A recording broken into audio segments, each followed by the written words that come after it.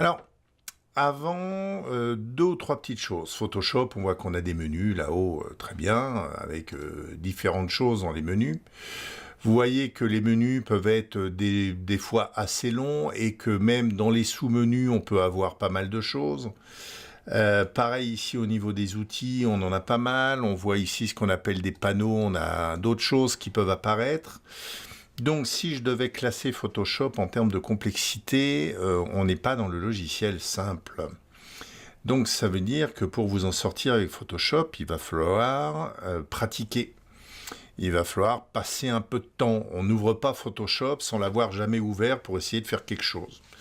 Donc ça, c'est un point qui est important, que, dès le début, que vous ayez ça à l'idée. Photoshop, c'est plus on s'en sert, plus on se souvient des trucs, plus on arrive à faire des choses. Il y a un autre point aussi qui est important, mais je reviendrai dessus après. La chose aussi, c'est que là, vous voyez des choses. Là, vous voyez des choses. Et puis, si vous lancez votre Photoshop, vous n'aurez pas forcément la même chose.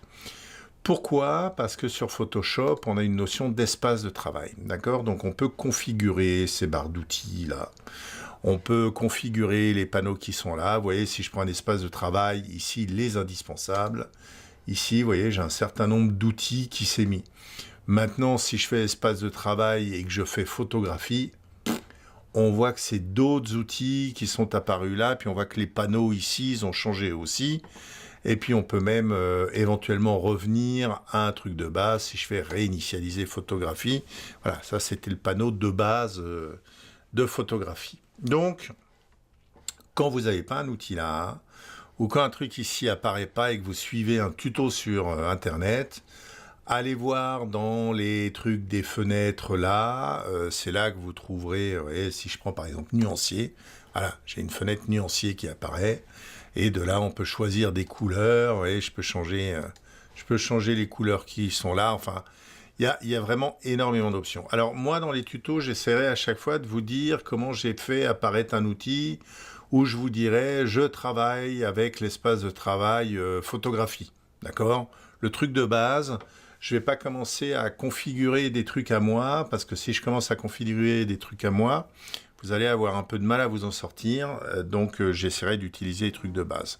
De la même manière, au niveau des panneaux qui sont là, quand j'aurai besoin d'un panneau, je vous expliquerai comment je fais apparaître le panneau. Donc je vous dirai, ben voilà, je suis allé dans fenêtre et je suis allé dans, je sais pas moi, style. Voilà, il y a un truc qui apparaît là. Je ne sais pas encore à quoi ça correspond tout ça, car soyons bien clairs, il paraît que je suis pas trop mauvais pour vulgariser les choses, mais Photoshop, j'utilise pas beaucoup. Donc ça va me permettre de me former aux 6 mois, et comme ça on avancera un peu tous ensemble. Le point qui est important aussi dans cet épisode 0, et j'aimerais vous sensibiliser au fait que les outils ne sont que des outils. Quand je prends un outil pinceau, voilà, je prends un outil pinceau, je peins, voilà, très bien, j'ai peint. Mais que je peigne sur un calque, la copie d'un calque, sur un masque de fusion, que je peigne avec ici des paramètres différents, avec des modes de fusion différents, ça va faire plein de choses différentes. D'accord? Donc, je vais retirer ça de la belle Stellar Dust, là, ça n'a rien à y faire. Donc, le point, c'est plus l'idée de l'utilisation de l'outil. C'est-à-dire que quand vous devrez faire un truc, il ne va pas falloir penser outil. Il va falloir passer outil plus plein d'autres choses. C'est-à-dire que l'outil tout seul, souvent, ne suffit pas à faire la modification que vous voulez faire. Il faut l'associer avec autre chose, il faut changer un peu un réglage. Vous voyez, pour chaque outil, systématiquement, ici, j'ai plein de choses. Voilà, on va regarder un peu tout ça. Alors, je vous l'avais montré, dans les vidéos que j'ai déjà faites sur Photoshop, où je fais une retouche complète d'une photo. Mais là, on essaiera de passer un peu plus de temps sur chaque outil et de voir pourquoi là j'ai calque actif, pourquoi j'ai actif inférieur, pourquoi j'ai tous les calques et qu'est-ce que ça fait. Et on verra qu'en fait, en fonction du résultat que vous voulez obtenir, ça va pas faire, on va pas faire les mêmes réglages là. On verra aussi qu'il y a toujours plein de moyens d'arriver à un résultat. On peut arriver à un résultat avec, en peignant, avec un tampon de duplication, avec un outil de correcteur localisé, Et on a toujours plein de moyens d'arriver à un résultat avec Photoshop. Donc vraiment, ce qui est important, c'est l'idée. Il va falloir que vous arriviez à comprendre les outils pour avoir l'idée de les utiliser correctement.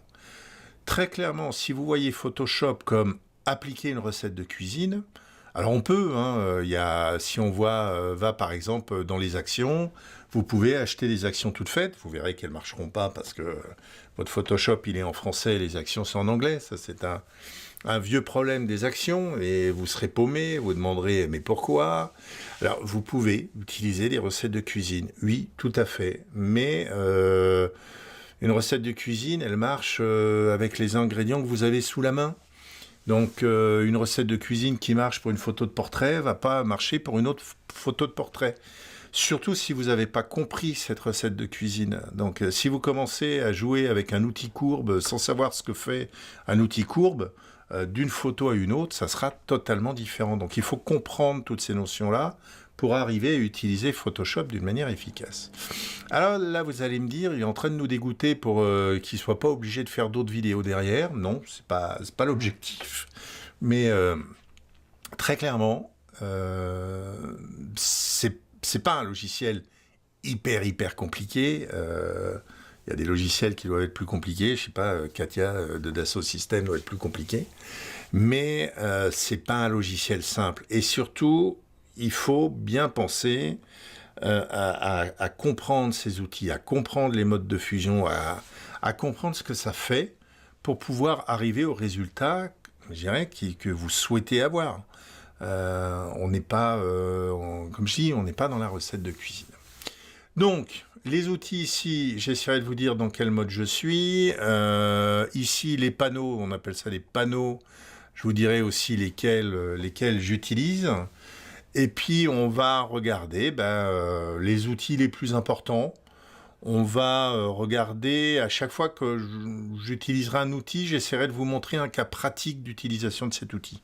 D'accord? Parce que c'est des choses qui peuvent être intéressantes. Et on ira également dans les menus là où on a des choses qui sont très intéressantes, notamment lorsqu'on veut sélectionner un sujet ou une zone de mise au point, où ça permet de faire des sélections assez rapides qui sont assez intéressantes. Et comme je dis, je ne suis pas un expert, donc les experts de Photoshop, je pense que vous allez vous tirer un peu les cheveux, parce que je risque de faire des choses un peu compliquées qui pourraient peut-être se faire plus simplement.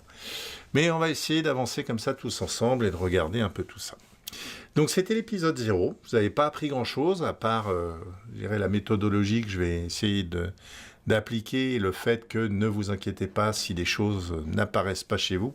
Vous arriverez à les faire apparaître. Et puis, on va commencer le premier épisode. Je vous avouerai que je ne sais pas encore par quoi.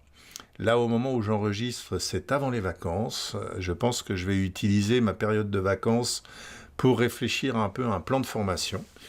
Et puis, on suivra ça au fur et à mesure. Alors, je vais pas vous en faire 2 par semaine du Photoshop. J'aime bien aussi parler d'autres choses. Donc, mais on essaiera d'en faire 1 par semaine Photoshop.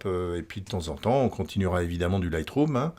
Et puis, je vous parlerai aussi de techniques de prise de vue, puisque c'est quelque chose qui semble vous intéresser également. Voilà, je m'arrête là pour aujourd'hui.